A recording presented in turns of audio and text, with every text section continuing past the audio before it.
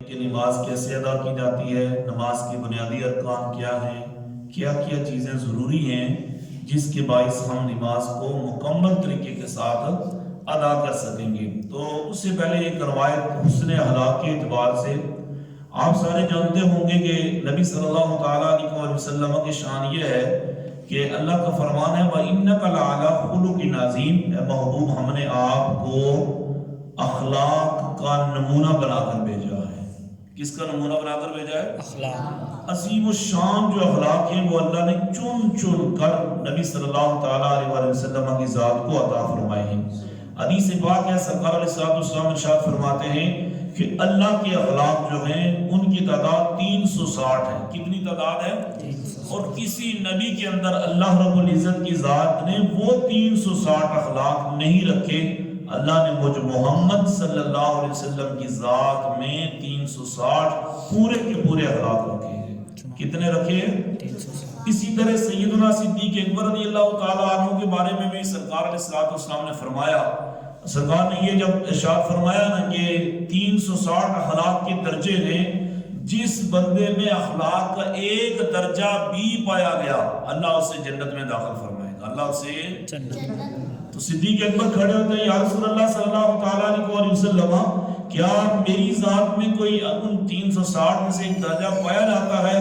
تو حضور علیہ السلام نے صدیق سے مخاطب ہو کے فرمایا، اے میرے صدیق، اے میرے سونے یار، اے یار غار، اے یار مزار، تو میرا واحد وہ صحابی ہے جس کے اندر 360 کے پورے درجے پائے جاتے ہیں، اور جو صحابت کا درجہ آپ کے اندر ہے اللہ اس سے زیادہ محبت فرماتا ہے، اللہ اس سے زیادہ محبت فرماتا ہے۔ تو اخلاق یہ چھوٹی چھوٹی جو باتیں ہوتی ہیں انہیں ہم اخلاق بولتے ہیں۔ مثال کے طور پہ کسی کے ساتھ اچھا سلوک کرنا، اچھے طریقے سے سلام و آداب کا سلسلہ قائم رکھنا، یہ بھی سارے اخلاقیات میں شامل ہیں۔ جس طرح سرکار نے فرمایا کہ چھوٹوں پر شفقت سے پیش آؤ اور بڑوں کا احترام کرو، یہ چھوٹوں کے ساتھ شفقت کا معاملہ رکھیں گے تو یہ بھی اخلاق میں ہے۔ اپنی زبان کو بےہودہ الفاظ سے، گندے الفاظ سے بچائیں گے، اپنے کانوں کو بری چیزوں کے سننے سے بچائیں گے تو یہ بھی اخلاق میں ہے۔ یہ بھی کس میں ہے؟ اخلاق میں سے۔ آج معاشرے کے اندر سب سے بری جو رکاوٹ ہے اور سب سے بری جو چیز ہے وہ یہ کہ ہم برے اخلاق کا مظاہرہ کرتے ہیں، جس وجہ سے ہم دین سمجھنے کے باوجود بھی برے اخلاق، حوایات اور ایسی زبانوں کا استعمال کرتے ہیں جس سے لوگ دین میں آنے کی بجائے متنفر ہو جاتے ہیں۔ کیا ہو جاتے ہیں؟ متنفر۔ آپ کسی کو اچھے انداز میں اگر کوئی ایسی بات سمجھائیں گے جو اس کے اندر غلطی پائی جاتی ہے، کمی پائی جاتی ہے، تو جب آپ کا انداز اتنا میٹھا، اتنا لذیذ، اتنا پیارا، اتنا ذائقے والا ہوگا تو وہ جس کے اندر کرہت لہجہ ہے، جس کے اندر غلطی کی بے شمار باتیں موجود ہیں، وہ آپ کے سونے انداز سے ایسا متاثر ہوگا کہ وہ اپنی غلطیوں سے توبہ کر لے گا، اپنی غلطیوں سے توبہ کر لے گا۔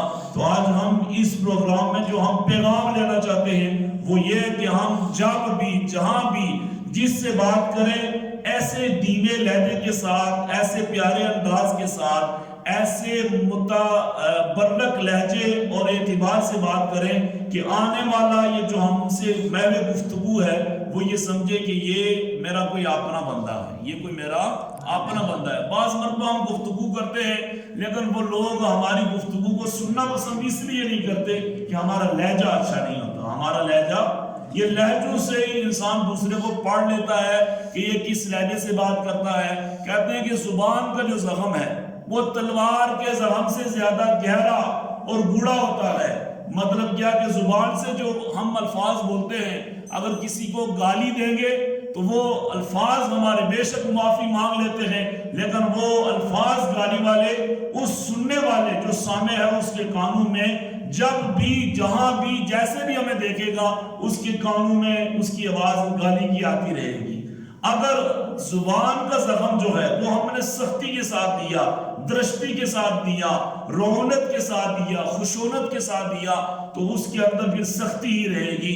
اگر ہم نے تلوار کا زخم کسی کو پہنچایا ہے تو وہ زخم مرہم کرنے سے اس کے اندر جو مختلف دوائیاں ہیں، مختلف جو آیوڈین یا پائیوڈین ہے وہ ڈالنے سے تو بڑھ جاتا ہے، لیکن زبان کا دیا ہوا زغم کبھی بھی بھرا نہیں جاتا۔ تو اس لیے آج ہم کیا سیکھتے ہیں کہ اخلاق ہمارے اچھے ہونے چاہیے، اخلاق ہمارے گفتگو کا انداز ہمارا اچھا ہونا چاہیے۔ اگر ہم گفتگو کرتے ہیں اپنے بچوں کے ساتھ بھی نرمی کے ساتھ، والدین کا حق بنتا ہے کہ والدین اپنی اولاد سے جب گفتگو کریں دھیمے لہجے میں، نرم لہجے میں، اچھے لہجے میں گفتگو کریں تاکہ اولاد پہ برا اثر نہ پڑے۔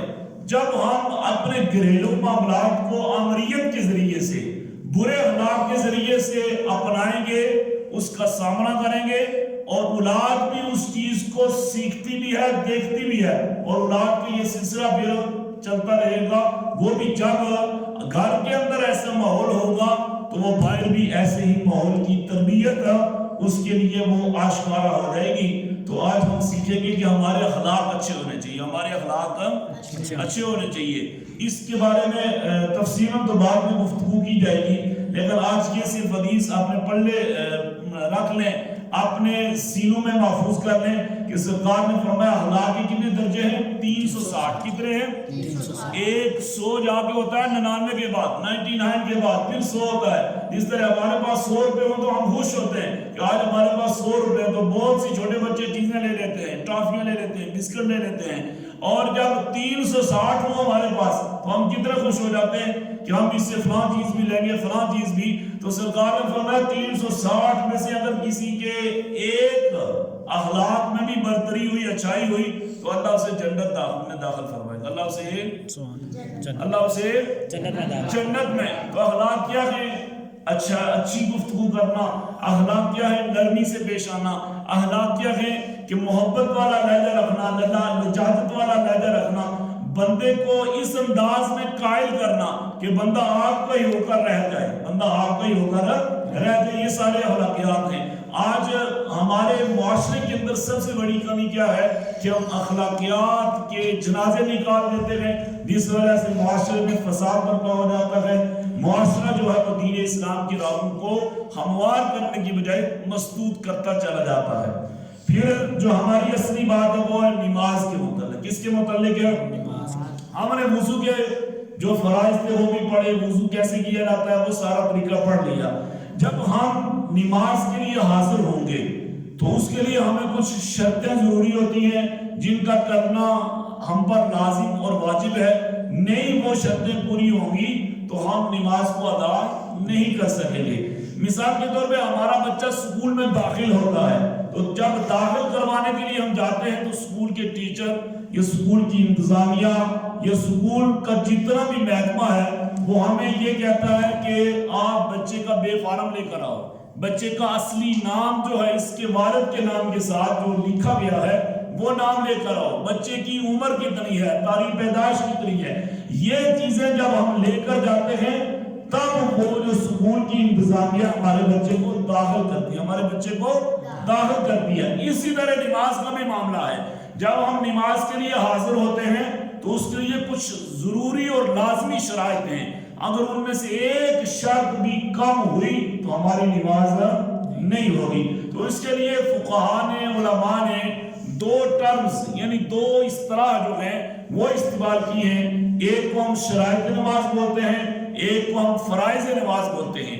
یہ چیزیں سیکھنے کے بعد ہم نماز کا عملی طور پہ جو معاملہ ہے وہ کریں گے تاکہ ہمیں پتہ چلے کہ نماز کیسے کس طرح ادا کی جاتی ہے۔ ایک روایت سنیں، اس کے بعد یہ جو شرائط نماز ہیں ان کی طرف آتا ہوں۔ نبی کریم صلی اللہ تعالیٰ علیہ وسلم اپنی مسجد شریف میں جلوہ گر ہے، ایک اعرابی آتا ہے، جلدی جلدی نماز پڑھتا ہے، جلدی جلدی نماز پڑھتا ہے۔ سرکار علیہ السلام نے جب اس کو اس طرح نماز پڑھتے دیکھا، سرکار نے فرمایا ایسے نماز ادا کرو جس طرح میں نماز ادا کرتا ہوں۔ دوسری حدیث یہ، اس کی شرح میں علماء نے یہ بھی لکھا ہے کہ سرکار نے اسے پاس بٹھایا، نماز کا طریقہ سکھایا کہ کیسے نماز ادا کی جاتی ہے، اس کا قیام کیسے ہوتا ہے، رکوع کیسے ہوتا ہے، سجدہ کیسے ہوتا ہے، یہ سارا طریقہ سکھایا گیا۔ سکھانے کے بعد سرکار نے فرمایا صلو کما رأیتمونی اصلی، کیسے نماز پڑھو جس طرح میں نے تمہیں نماز پڑھنے کا یا مجھے تم نے نماز پڑھتے دیکھا ایسے نماز ادا کرو۔ تو نماز کے لیے کچھ شرائط ہیں جن شرائط کا ہونا از حد ضروری ہے. تو سب سے پہلے نماز کے لیے وضو ہم نے جب کر لیا، اب وضو کرنے کے بعد جو چیزیں ضروری ہیں وہ چیزیں میں آپ کو سمجھاتا جاؤں، آپ ان چیزوں کو میرے ساتھ دہراتے جائیں گے.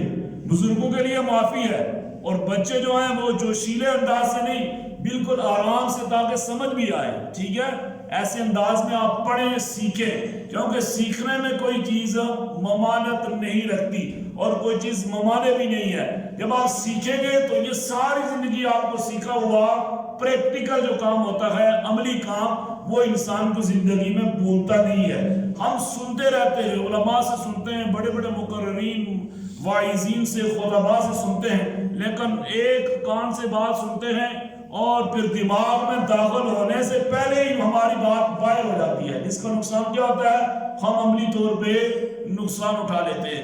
تو سب سے پہلے جب ہم نے وضو کر لیا، جس جگہ ہم نماز پڑھیں گے، جس جگہ ہم نماز پڑھیں گے اس جگہ کے بارے میں ہے کہ وہ جگہ کیسی ہونی چاہیے، جو ہم نے لباس پہنا ہے وہ کیسا ہونا چاہیے، جو ہمارا جسم کا حصہ ہے جسے ہم بدن کہتے ہیں وہ کیسا ہونا چاہیے، یہ ساری باتیں. تو سب سے پہلے ہے ہمارے بدن کا پاک ہونا. ہمارے بدن کس کو بولتے ہیں؟ جسم. جس طرح یہ ہمارے ہاتھ ہیں، ہمارے یہ بازو ہیں، اور ہمارا یہ پوری جو باڈی ہے، جسم ہے، کپڑوں کے علاوہ اس کا پاک ہونا ضروری ہے. اس کا پاک ہونا یہ ایک چیز ہو گئی. جسم جسے ہم کہتے ہیں بدن بھی اس کا نام ہے، باڈی انگلش میں کہتے ہیں ہم، اس کا پاک ہونا ضروری ہے. پہلا کیا ہے جی؟ جسم کا پاک ہونا ضروری ہے. دوسرا کیا ہے؟ لباس، جو ہم نے کپڑے پہنے ہیں، جو ہم نے کپڑے پہنے ہیں. اس کے لیے جب ستر عورت کا معاملہ آئے گا تو بتاؤں گا کہ مرد کے لیے کتنا کپڑا لازمی اور ضروری ہے، اور عورت کے لیے کتنا کپڑا لازمی اور ضروری، واجب، فرض ہے. تو پہلی بات کیا ہوئی؟ بدن کا پاک ہونا، یعنی جسم کا پاک ہونا. کس کا پاک ہونا؟ جسم کا پاک. دوسرا کیا بتایا؟ کپڑے، جسے ہم لباس بولتے ہیں. کیا بولتے ہیں؟ عربی میں بولتے ہیں لباس، ثوب جسے کہتے ہیں. لباس کا پاک ہونا. کس کا پاک ہونا؟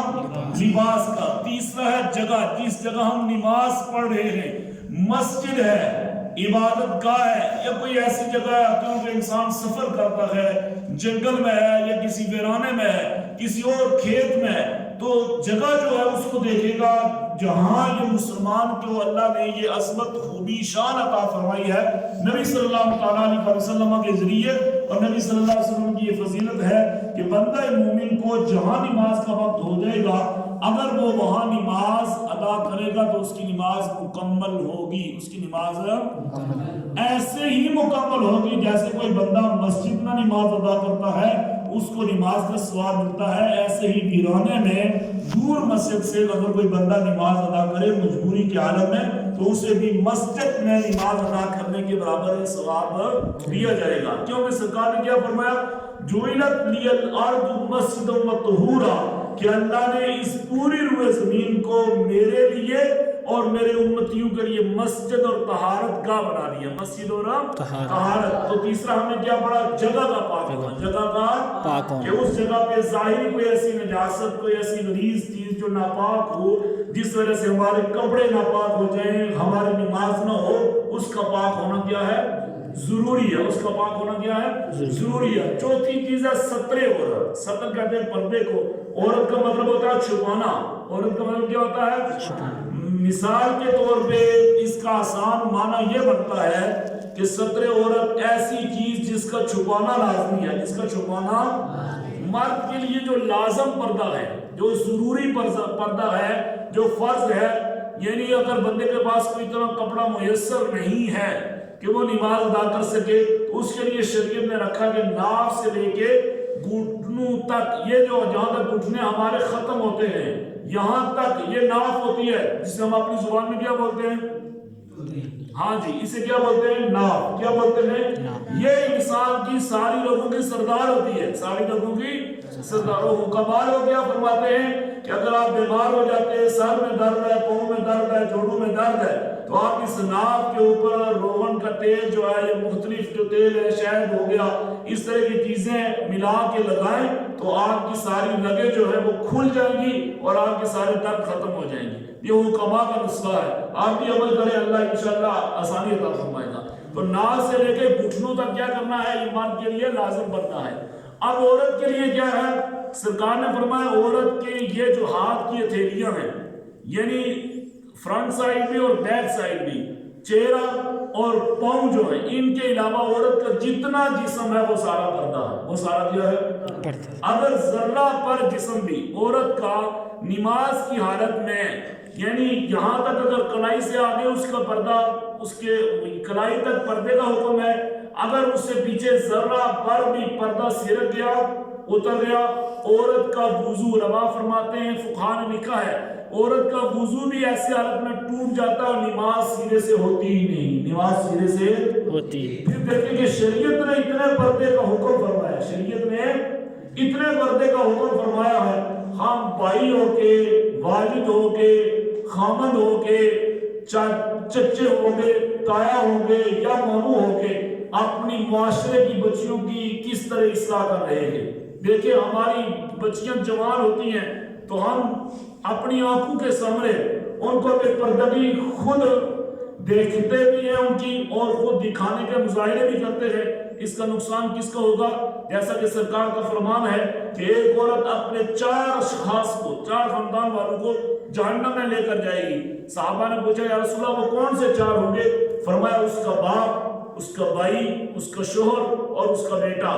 کہ اگر وہ بے پردگی کا مظاہرہ کرتی ہے، باپ نہیں روکتا تو کل قیامت کے روز باپ کو سزا ملے گی، بھائی نہیں روکتا تو بھائی کو سزا ملے گی، شوہر نہیں روکتا تو شوہر کو سزا ملے گی، اور اسی طرح بیٹا اپنی ماں کو بے پردہ دیکھ کے منع نہیں کرتا کہ ماں عام فنکشنوں میں جاتی ہے، عام معاملات میں، پروگرامات میں شرکت کرتی ہے، تو فرمایا اس بیٹے کو بھی سزا ہوگی۔ تو دیکھ لیں ہمارے معاشرے کے اندر پردے کی کتنی مسماری کا سامنا کروایا جاتا ہے کہ ہم عام فنکشنوں میں کس طرح عورتوں کے ساتھ پیش آتے ہیں، کس طرح ہماری عورتیں عام پروگرامات میں شریک ہوتی ہیں، یہ سوچنے کی بات ہے۔ سیدہ فاطمہ الزہرا رضی اللہ تعالیٰ عنہ جانتے ہیں کون ہے؟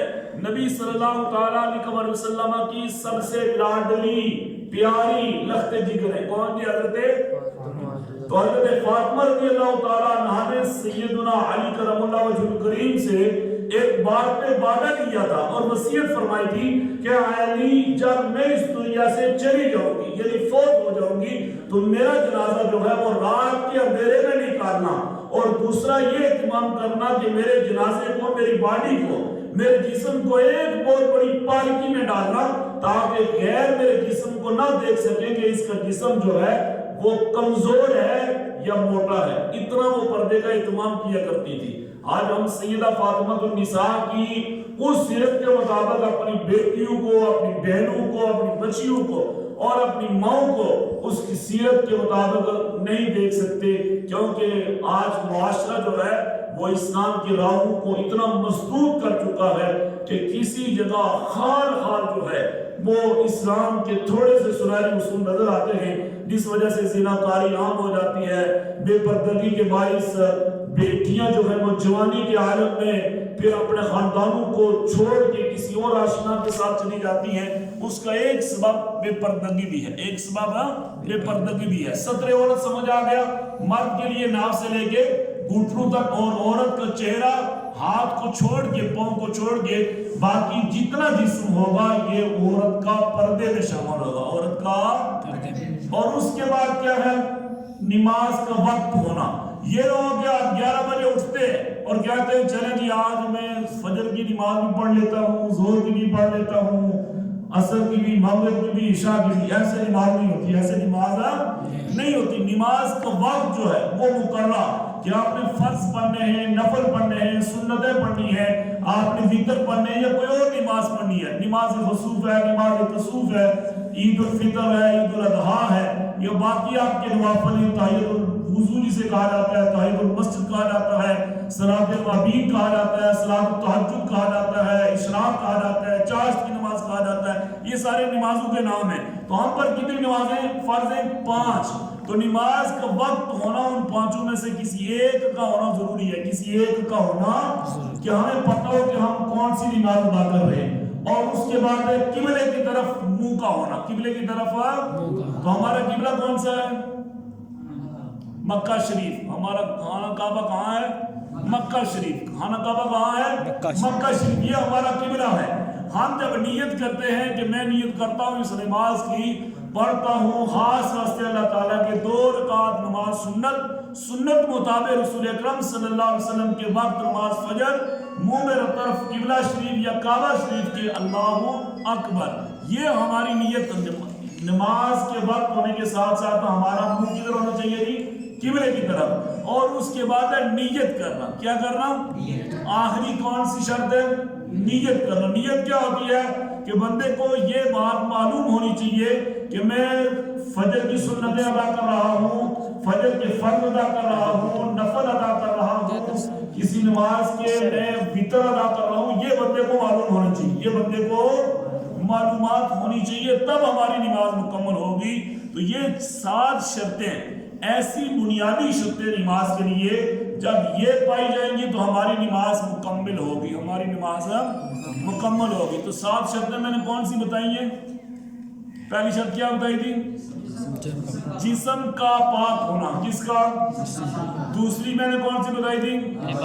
لباس کا پاک ہونا. تیسری کیا بتائی تھی؟ اور چوتھی کیا بتائی تھی؟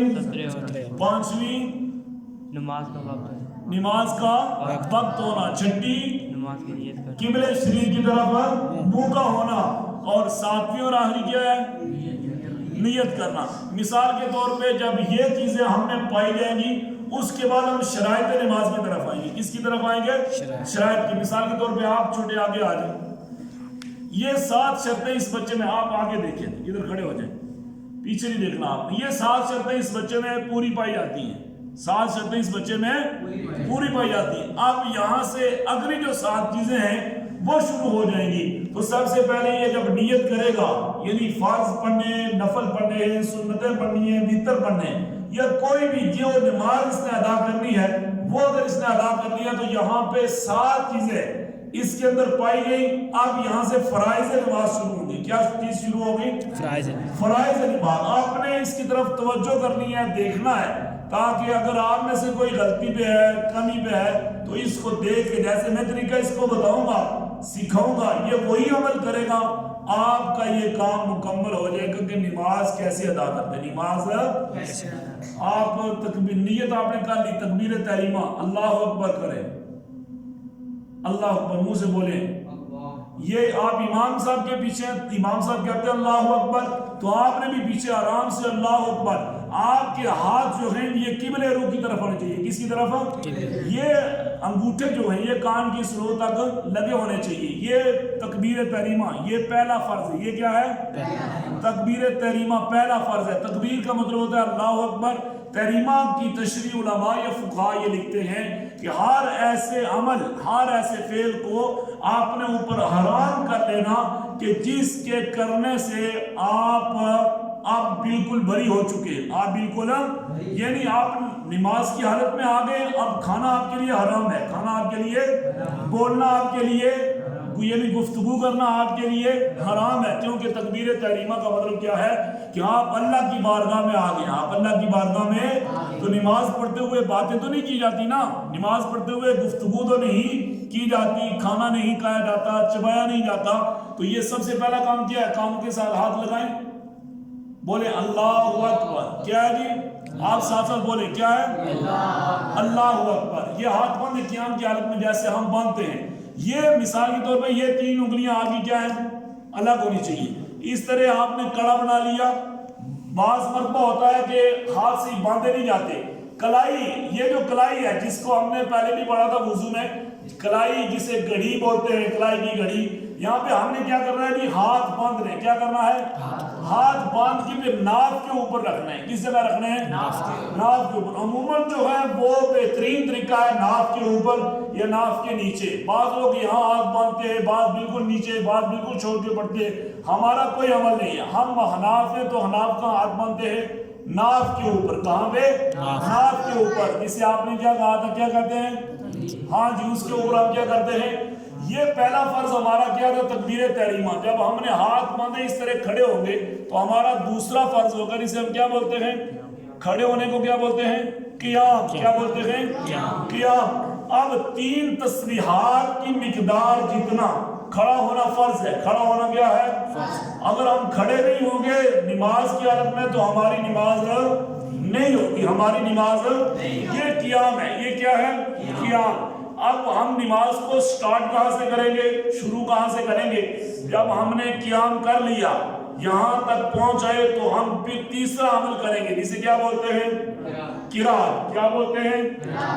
پڑھیں گے سبحانک اللہم و بحمدک. سبحانک اللہم و بحمدک و تبارک اسمک و تعالی جدک و لا الہ غیرک. اعوذ باللہ من الشیطان الرجیم. بسم اللہ الرحمن الرحیم. ٹھیک ہے. یہ دیکھیں یہ سنت ہے پڑھنا. یہ کیا ہے؟ یہ جسے ہم ثنا بولتے ہیں سبحانک اللہم و بحمدک و تبارک اسمک و تعالی جدک و لا الہ غیرک اور ساتھ تعوذ اور تسمیہ. یہ کیا ہے جی؟ پڑھنا سنت ہے. بعض مرتبہ ہم امام صاحب کے ساتھ شریک ہوتے ہیں یا ہم اتنے لیٹ ہوتے ہیں کہ تکبیر تحریمہ کے ساتھ ملتے نہیں ہیں تو امام صاحب آگے قرات جاری رکھے ہوتے ہیں تو ہم شامل ہوتے ہیں. تو اس وقت جب ہم اللہ اکبر کہہ کے شامل ہوں گے تو بعض لوگ کیا کرتے ہیں نادانی کے عالم میں اسی وقت جو ہے امام کی قرات کے ساتھ ساتھ ثنا پڑھنا شروع کر دیتے ہیں. حالانکہ کیا حکم ہے کہ جب قرآن پڑھا جائے تو اس کو خاموشی کے ساتھ سنو تاکہ تم پر رحم کیا جائے. جب آپ پڑھیں گے تو آپ کا ثواب کٹ جائے گا. آپ کا ثواب کٹ جائے گا. یعنی آپ نے اگر 50 نمبر لینے تھے 50 نہیں آپ کو ملنے. آپ نمبر جب کاٹے جائیں گے تو 50 کی بجائے 45 ہو جائیں گے. کتنے ہو جائیں گے؟ آپ کا جو گریڈ ہے وہ اس لیول تک نہیں پہنچے گا. تو آپ نے کیا کرنا ہے جب بھی پہلی تو بات ہے تکبیر تحریمہ کے ساتھ سرکار کا فرمان ہے جس کی تشریح بے شمار صحابہ نے کی ہے. فرمایا جو بندہ 40 دن بعض میں 40 دن لکھا ہے بعض نے 40 نمازوں کا بھی ذکر کیا ہے تشریح میں کہ جس نے تکبیر تحریمہ کے ساتھ نماز ادا کی جماعت کے ساتھ اللہ اسے جنت کے بالا خانوں میں داخل فرما دے گا. صحابہ کرام کا عمل مبارک کیا تھا؟ معمول مبارک کیا تھا کہ اگر جماعت کے ساتھ ان کی تکبیر تحریمہ رہ جاتی کسی مجبوری میں رہ جاتی چھوٹ جاتی تو وہ اپنے گھروں کے اندر اتنا رویا کرتے تھے کہ لوگ سمجھتے کہ ان کے گھر میں فوتگی ہو گئی ہے ماتم ہو گئی ہے. دیکھیں وہ کتنے اسلام پسند لوگ تھے کتنے نماز کے ساتھ محبت رکھنے والے لوگ تھے. تو تکبیر تحریمہ ہو گیا قیام ہو گیا قرات ہے. سورۃ فاتحہ پڑھیں جی. الحمدللہ رب العالمین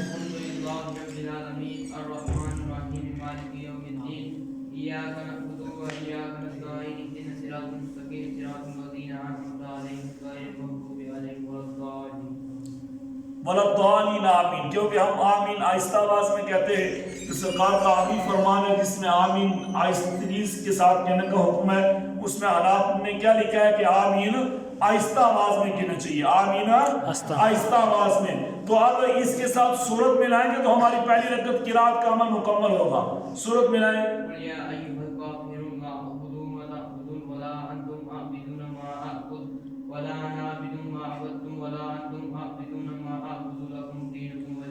شاباش. یہ ہمارا تیسرا فرض نماز کا مکمل ہوا. قیام سے پہلے ایک تھا کیا تکبیر تحریمہ قیام اور اب تیسرا کون سا تھا؟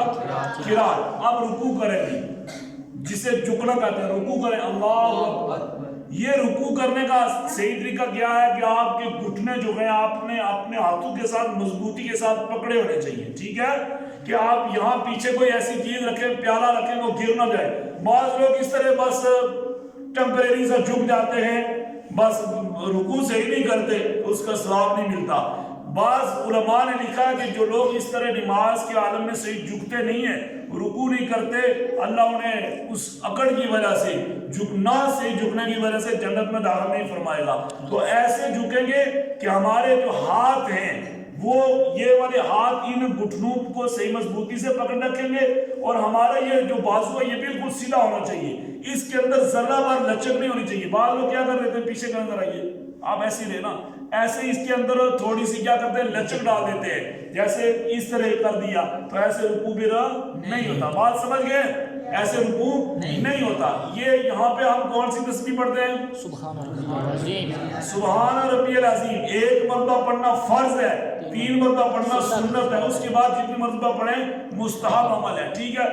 اتنا جھکنا، ایک تسبیح کی مقدار جتنا جھکنا بھی فرض ہے، ایک تسبیح کی مقدار جتنا جھکنا بھی فرض ہے۔ اگر نہیں جھکے تو آپ کی نماز نہیں ہوگی، کیونکہ یہ فرض ہے۔ نماز میں اگر فرض رہ جائے تو نماز سرے سے نہیں ہوتی، اگر واجب چھوٹ جائے یا واجب کے اندر آپ نے یا فرض کے اندر تاخیر کر دی یا واجب کا اضافہ کر دیا تو سجدہ سہو ہوگا، سجدہ سہو کرنے سے آپ کا واجب جو ہے اس کا ازالہ ہو جائے، اس کا ازالہ۔ اب یہ سمیع اللہ جسے ہم تسمیع بولتے ہیں، کیا بولتے ہیں؟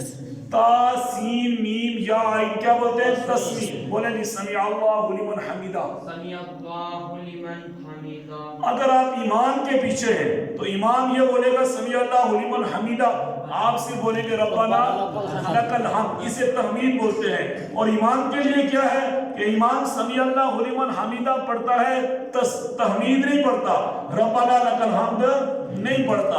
امام کا کام کیا ہوتا ہے؟ سمیع اللہ لمن۔ آپ شاید کسی بڑے اجتماع میں شریک ہوئے ہوں گے، جس طرح قرآن شریف جمعہ کی نماز ہوتی ہے، امام صاحب کہتے کیا ہے؟ سمیع اللہ لمن حمیدہ، اور پیچھے سے جو مکبر کھڑے وہ کیا کہتے ہیں؟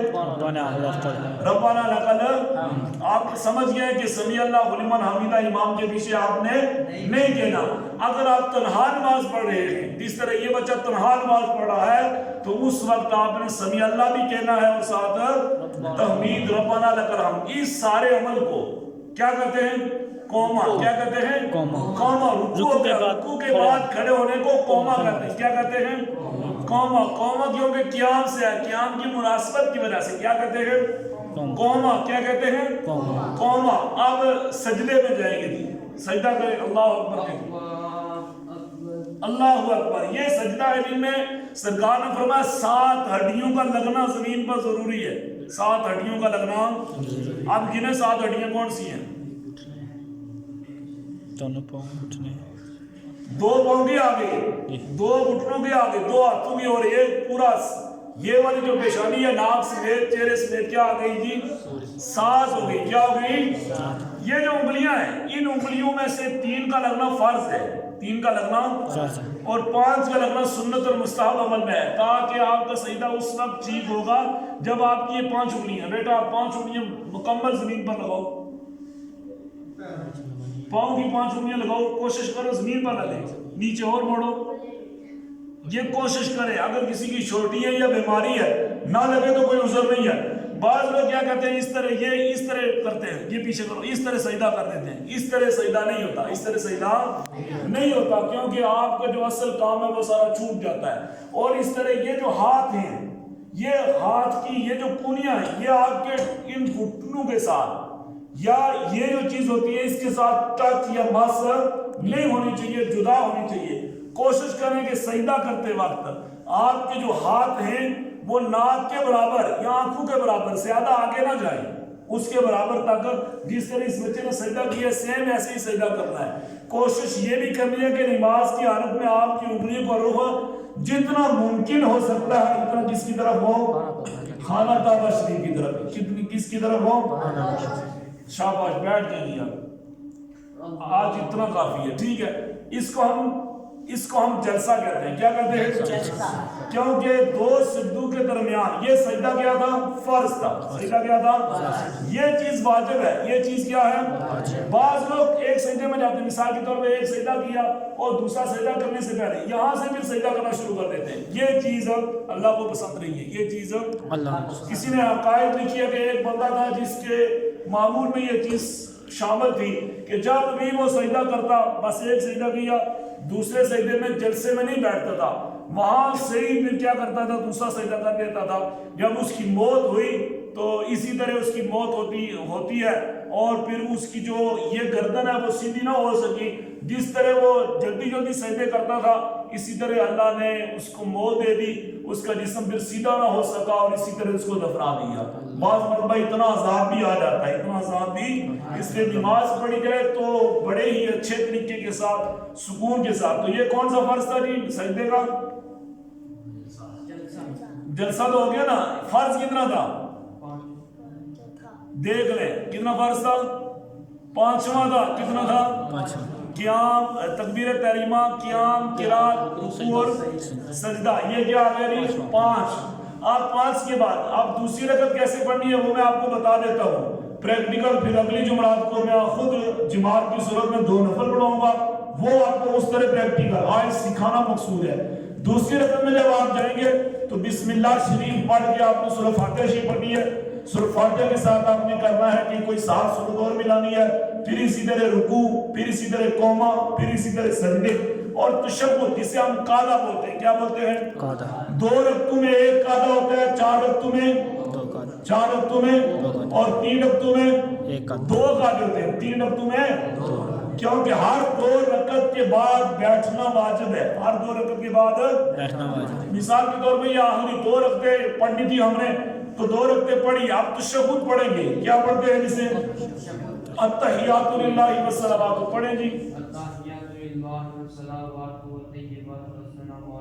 یہ وہ بولی ہے کہ جو بولی معراج کی رات آقا کریم صلی اللہ تعالیٰ علیہ وسلم کے ساتھ اللہ کی جو باتیں ہوئی ہیں وہ ساری باتیں تشہد میں ہیں التحیات للہ والصلوات والطیبات کہ سرکار علیہ السلام اللہ کی بارگاہ میں گئے اللہ نے پوچھا کیا کیا چیزیں لائے ہو تو سرکار نے یہ چیز پڑھی التحیات للہ والصلوات والطیبات پھر اللہ نے کیا فرمایا السلام علیکہ ایھا النبی جب بندہ اس کو تھوڑا سا غور کر کے پڑھے نا تو بڑا مزہ آتا ہے نماز میں السلام علیکہ ایھا النبی ورحمۃ اللہ وبرکاتہ یہ اللہ کی طرف سے جواب آیا کس کی طرف سے جواب آیا پھر یہ یہاں تک بات ختم نہیں ہوتی ہے یہ اللہ اور اس کے رسول کی باتیں کہاں ہو رہی ہیں آسمان پہ عرش معلیٰ پہ اللہ کے ساتھ کیونکہ سرکار نے فرمایا میں نے اپنے رب کو ان ظاہری آنکھوں سے جسم کی آنکھوں سے ان اپنے سر کی آنکھوں سے دیکھا ہے تو پھر باتیں کیسی ہو رہی ہیں سرکار نے یہ تحفہ پیش کیا اللہ نے علیہ السلام کا تحفہ پیش کیا اللہ نے کس کا تحفہ پیش کیا پھر فرمایا السلام علینا وعلی عباد اللہ الصالحین اور سلام ہو ان بندوں پر جو اللہ کے نیک اور صالح بندے ہیں تو نماز پڑھنے والے گنہگار ہوتے ہیں یا نیک بولے نا نماز پڑھنے والے کون ہوتے ہیں تو ہم اگر نماز نہ پڑھیں گے تو ہم کیا بنیں گے تو ہم چاہتے ہیں کہ نیک بنے یا گنہگار بنے ذرا سوچیں اپنے دل میں سوچیں میری بات کو چھوڑیں ہر بندہ چاہتا ہے دنیا کے لیے ہم ہر چیز چاہتے ہیں کہ ہم فلاں بندے سے بڑے ہو جائیں فلاں سے امیر ہو جائیں فلاں سے زیادہ پیسہ آ جائے فلاں سے زیادہ بہتر گاڑی آ جائے کپڑے آ جائے جرسی آ جائے کوٹ آ جائے ہر چیز آ جائے کیونکہ سردی کا موسم ہے اس لیے کوٹ کا ذکر ضروری ہے تو اس کے ساتھ کیا ہے کہ ہم چاہتے ہیں نیک بھی ہو جائیں ہم چاہتے ہیں کیا نیک بھی ہو جائیں تو اگر نیک ہونا چاہتے ہیں تو ہمیں کیا کرنا پڑے گا یہ نماز کا عمل جو ہم نے ادھر نماز کا عمل سکھایا اس طرح ہمیں نماز کا عمل کرنا پڑے گا تو جب عبدہ و رسول تک اسی طرح اشہد ان لا الہ الا اللہ و اشہد ان محمد عبدہ و رسول تک یہ پڑھیں گے تو یہ واجب چیز ہے یہ کیا چیز ہے پھر درود شریف اور اس کے بعد دعا رب اجعلنی درود ابراہیمی نماز میں پڑھنا ہوتا ہے کون سا درود ہے پڑھو بیٹا درود ابراہیمی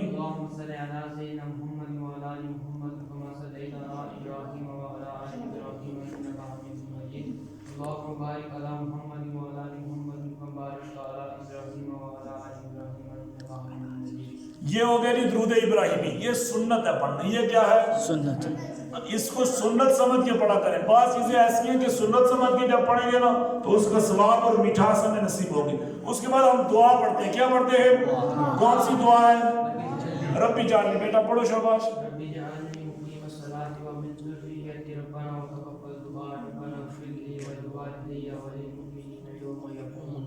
دیکھیں یہ کتنی پیاری دعا ہے یہ کتنی ہمارے والدین اگر بوڑھے ہیں گھر میں نماز نہیں ادا کر سکتے اتنے بیمار ہو گئے بیٹا ادھر نماز ادا کرے گا تو دعا میں کیا ہے ربنا اغفر لی صرف اپنے لیے اپنے گناہ نہیں معاف کروا رہا کس کے لیے اپنے گناہ بھی معاف کرواتا ہے مومنین کے گناہ بھی معاف کرواتا ہے اور والدین کے گناہ بھی معاف کرواتا ہے جس طرح ہم کسی میٹنگ میں جاتے ہیں اجلاس میں جاتے ہیں یا کسی پارٹی میں جاتے ہیں یا کسی جگہ دیگ پکی ہوئی ہے چاول تقسیم ہو رہے ہیں ہمارے دوست بہن بھائی رشتہ دار کہتے ہیں کہ میرے حصے کا بھی لنگر لے آنا تو ایک بندہ جاتا ہے 3-4 شاپر اٹھا کے لے آتا ہے 3-4 شاپر اٹھا کے لے آتا ہے اس کے دوست یا اس کے گھر والے خوش ہوتے ہیں نا کہ تو ہمارا حصہ بھی لے کے آیا ہے تو نماز کا ثواب بھی ایسے ہے کہ نماز جب ہم خود پڑھیں گے نماز جب ہم خود پڑھیں گے تو اس کا تنہا ہمیں ثواب نہیں ملے گا بلکہ اس کا ثواب جب تک ہمیں ملے گا تب تک ہمارے والدین کو بھی اور دنیا میں جتنے بھی مومن ہیں جتنے بھی مسلمان ہیں قیامت کی صبح تک اللہ ان سب کو ثواب عطا فرمائے گا. یہ ہے نماز. اس کے بعد ہم ایک کام کرتے ہیں جسے خروج بسنی کہتے ہیں. خروج السلام علیکم ورحمۃ اللہ. السلام علیکم. ہماری نظر کہاں کندھوں پہ ہونی چاہیے. دائیں کے فرشتے کرامن کاتبین ہماری نیکیاں لکھتے ہیں ہمارے گناہ لکھتے ہیں. جب ہم السلام علیکم ورحمۃ اللہ پڑھ کے نماز سے فارغ ہوتے ہیں تو فرشتے حدیث پاک کیا ہے حسن بن علی کرم اللہ وجہ الکریم سے مروی ہے سرکار ارشاد فرماتے ہیں بندہ مومن جب نماز کے لیے کھڑا ہوتا ہے تو اس کے سارے گناہ اس کے جسم سے لے کر اس کے سر پہ رکھے جاتے ہیں یہاں تک کہ جب السلام علیکم ورحمۃ اللہ کہتا ہے اس کے گناہ اس کے سر سے اٹھا کے اللہ ختم کر دیتا ہے. اللہ تو جب یہ السلام علیکم کا ہم کام کریں گے تو ہمارا کام سارے گناہوں کا ختم کروانا بھی ہے مومنین کو دعا بھی دینی ہے اور اپنے والدین کی مغفرت کی مومنین کی مغفرت کی دعا بھی کرنی ہے. تو یہ نماز اگر ہم نے سیکھ لی تو سارے کام ہمارے سیدھے ہو جائیں گے سارے کام ہمارے. اللہ رب العزت کی بارگاہ سے دعا ہے کہ اللہ ہم سب کو عمل کی توفیق عطا فرمائے. اللہ ہم سب کو عمل کی توفیق عطا فرمائے.